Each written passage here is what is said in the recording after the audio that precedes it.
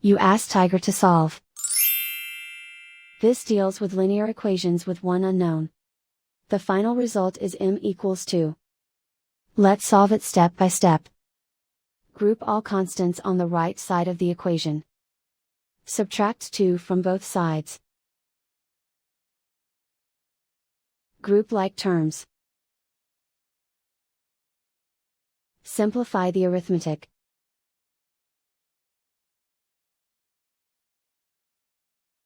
Convert the m into a positive number.